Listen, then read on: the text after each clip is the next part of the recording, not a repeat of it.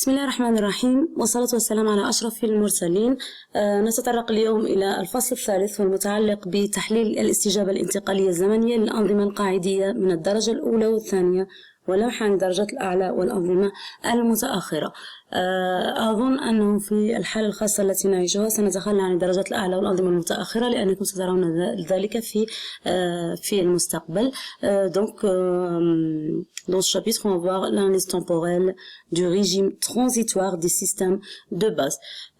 لماذا نقول le régime transitoire أو الاستجابة الانتقالية؟ الاستجابة الانتقالية تعني عندما نقوم بتحفيز النظام أي نظام بمدخل معين أو إشارة مدخل معينة، فنحن نلاحظ أن النظام حتى يصل إلى الاستجابة التي نريدها منه يأخذ فترة معينة لكي يصل إلى هذه الاستجابة. والمثال مثلا المروحة الكهربائية. في المروحة الكهربائية عندما نصل المروحة بالكهرباء فبعد ذلك نختار السرعة المراد يعني تطبيقها على المروحة والتي تتعلق بالرياح التي نريد أن نستقبلها. فمثلا إذا ضربنا السرعة رقم 3 فإننا نجد أن المروحة تبدأ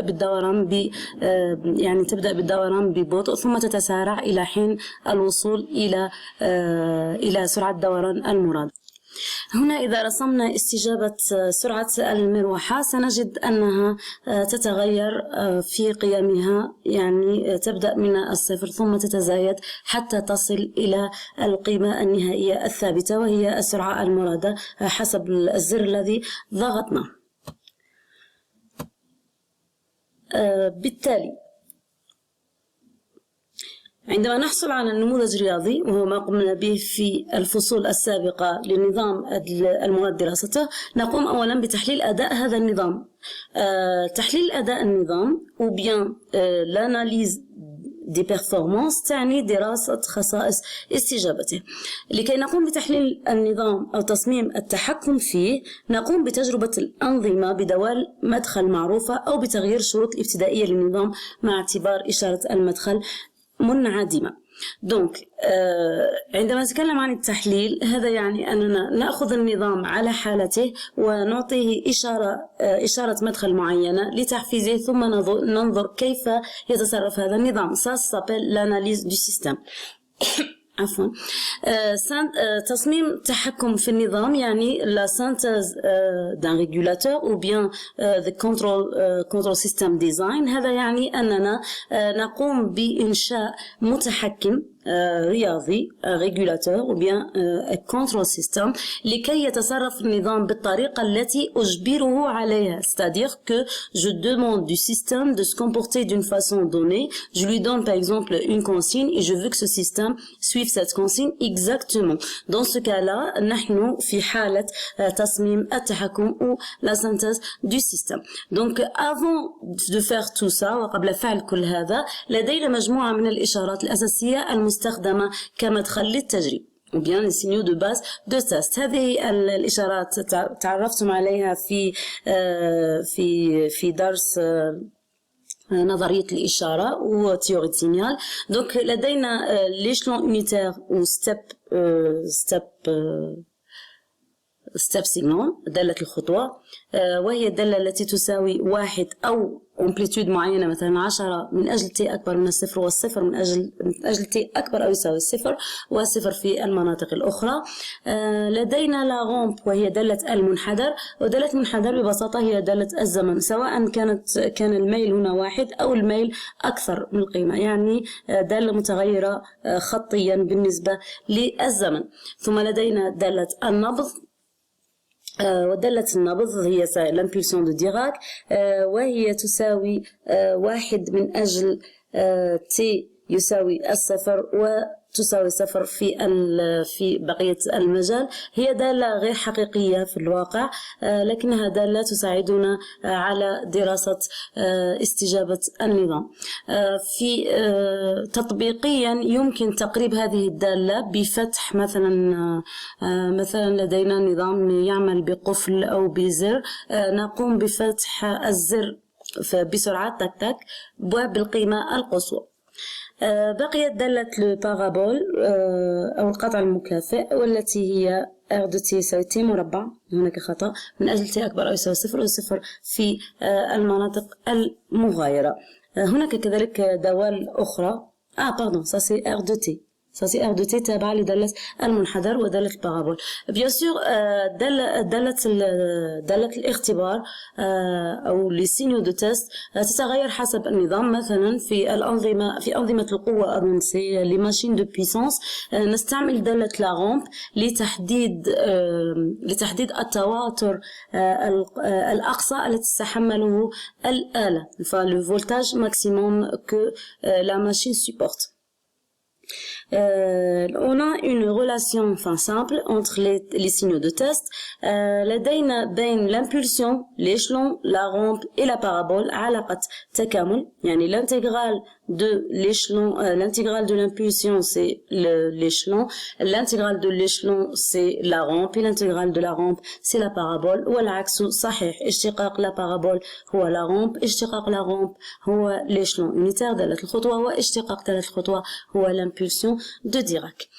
بعد أن رأينا الدوال والإشارات الأساسية المستخدمة ننظر إلى الأنظمة الأساسية. أبسط نظام في أنظمة التحكم هو المكامل أو l'intégrateur. L'intégrateur ça veut dire quoi? Tout simplement إذا كان لدينا مثلا مدخل ثابت نجد أن المدخل يكون متغير بصفة متغير بالنسبة للزمن، وهذا عمل المكامل. مثلا في حالة الزورق إذا ثبتنا عجلة قيادة الزورق على زاوية ما ou bien on fixe le cap, ça s'appelle le cap du navire sur une valeur donnée، فإن الزورق سيستمر بالدوران إلى ما لا نهاية، يعني الزورق يبقى يدور في مكانه. اوكي، هذا يعني أن إشارة مدخل ثابتة أعطت لنا إشارة مخرج متغيرة في الزمن، وهذا هو المكامل. طبعا لكي نعبر عن هذا النظام الذي هو المكامل ننظر ما هي دالته التفاضلية. ببساطة الدالة التفاضلية للمكامل هي طبعا دالة من الدرجة الأولى سي y point égale à k fois u de t. u de t هي إشارة المدخل و y هي إشارة المخرج. يعني حل الدالة التفاضلية هاته يكون y égale à l'intégrale de 0 jusqu'à t de k u de t dt plus y de 0. y de 0 هي الشروط الابتدائية للنظام أو للمخرج. Donc si les conditions initiales sont nulles، إذا كانت الشروط الابتدائية معدومة، في هذه الحالة يمكن حساب la transformée de la place de toute l'équation différentielle اللي هي هذه الدرجة الأولى، راح تعطيني s y de s égale à k u de s. بالتالي y de s égale à k sur s u de s. et la fonction de transfert دالة انتقال المكامل راح تكون ببساطة دالة المخرج محولة إلى لابلاس تقسيم دالة المدخل محولة إلى لابلاس وهي k sur s. Voilà. Donc le deuxième système de base c'est le dérivateur. Le dérivateur يعني إنه la sortie تاعي ma sortie est tout simplement la dérivation de l'entrée par rapport au temps. Donc إذا حولناها إلى لابلاس راح تكون دالة الانتقال la fonction de transfert عبارة عن s، يعني l'entrée c'est u multiplié par s fois y. Bien sûr dans la réalité, dans la pratique on n'a pas cette forme. Ça c'est la forme parfaite de dérivation للاشتقاق وهي غير موجودة حقيقة. يمكن استعمال البديل مثلا في ماتلاب en utilisant les blocs Simulink. On utilise les dérivatives اللي هي عبارة عن اشتقاق رقمي. بالتالي لا توجد دالة انتقال هي S وإنما نشتق رقميا. ثالثا عندنا نوع من الأنظمة وهو النظام من الدرجة الأولى. الأنظمة من الدرجة الأولى هي بكل بساطة الأنظمة التي دالتها التفاضلية من الشكل y plus ty point égale à k u de t، يعني دالتها تفاضلية هي دالة من الدرجة الأولى. إذا أخذنا la transformée de la place باعتبار les conditions initiales sont nulles، نجد أن la fonction de transfert d'un système de premier ordre هي من الشكل التالي. Donc G de S c'est K sur 1 plus TS. وبالتالي أي نظام لديه دالة انتقال من هذا الشكل، لديه دالة انتقال متكونة من ثابت مقسوم على 1 زائد ثابت مضروب في اس هي دالة دالة انتقال لنظام من الدرجة الأولى. Donc tout système ayant une fonction de transfert de la forme de J2S, c'est un système de premier ordre. Le cas يسمى le gain statique ou bien static gain وهو المضخم الثابت لأن عمليته التضخيم يعني هو عملية عن ضرب. T c'est la constante du temps or time constant أو ثابت الزمن. طبعا ثابت الزمن ما فائدته؟ ثابت الزمن له خاصية وهو أنه يحدد لنا متى يصل هذا النظام إلى حالته النهائية. يعني يمكن أن نحسب وصول النظام إلى حالته النهائية كقيمة نسبية بالنسبة للتي. مثلا سيصل بعد 3 أو 4 أو 5 تي. إذا كانت تي 1 سكوند 1 ثانية سيصل مثلا أبخي 5 تي يعني هي 5 ثواني. هو عبارة عن قيمة تدلنا على سرعة النظام أو متى يصل النظام إلى الحالة النهائية. Bien sûr, si on veut calculer la réponse indicielle d'un système de premier ordre, ماذا يعني ذلك؟ Une réponse indicielle يعني أنني أحفز النظام من الدرجة الأولى عن طريق إشارة الخطوة واللي هي step signal أو l'échelon unitaire. بكل بساطة l'échelon unitaire donc y c'est la fonction transfert J de S fois U de S. إذا كان U de T un échelon unitaire معناها U de S هو 1 على S. بالتالي يمكن أن أحسب Y de S comme étant J de S fois U de S يعني K sur 1 plus TS fois 1 sur S. يعني وببساطة إذا حسبنا لا ترانسفورمي دو لا بلاس انفيرس يمكن أن نجد Y de T وهي الاستجابة الزمنية لا ريبونس انديسيال. لكي نحسب لا ترانسفورمي دو لا بلاس ببساطة نقوم بتبسيط هذا الضرب إلى مجموع كسرين راح يعطيني K sur S ناقص K fois 1 sur S plus 1 sur T. La transformée de la place moins 1 K sur S دالة لا بلاس العكسية لها هي K يعني ثابت.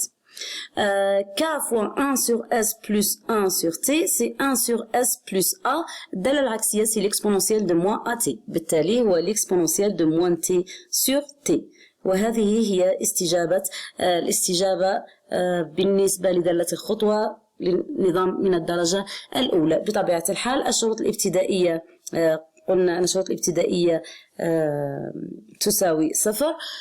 القيمة الابتدائية للدالة تبدأ من 0 إذا عوضنا t تساوي 0. والقيمة النهائية للاستجابة لدالة الخطوة y de l'infini. بكل بساطة y de l'infini إذا عوضنا t بالانفيني راح تكون l'exponentielle de moins l'infini sur t تساوي 0 وبالتالي الاستجابة النهائية هي k وهو لو gain statique. يعني إذا طبقنا لا تيوري دو لا فالور فينال راح نعوضه من أجل s إيجالا 0 راح نعوضها طبعا هنا. أوكي.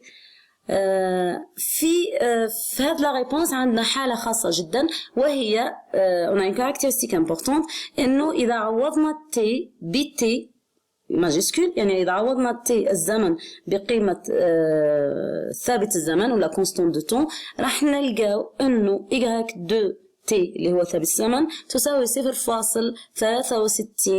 مضروبة في k أي أنها 63% من القيمة النهائية. يعني أن Y de T أو الاستجابة تصل إلى 63%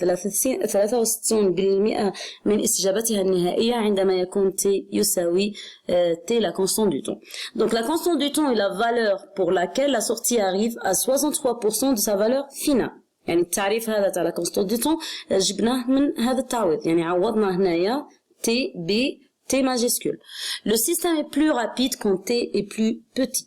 بالمنطق كل ما صغرت T كل ما كبر ما فوق الاكسبوننسيال بالتالي كل ما وصلنا إلى الاكسبوننسيال دو موان لانفيني اللي هي 0 وبالتالي وصلنا إلى القيمة النهائية التي هي K. فوالا. دونك إذا لاحظنا هنا أن من أجل T كيف نحسب كيف نحسب تي يعني تجريبيا؟ يمكن حسابها ب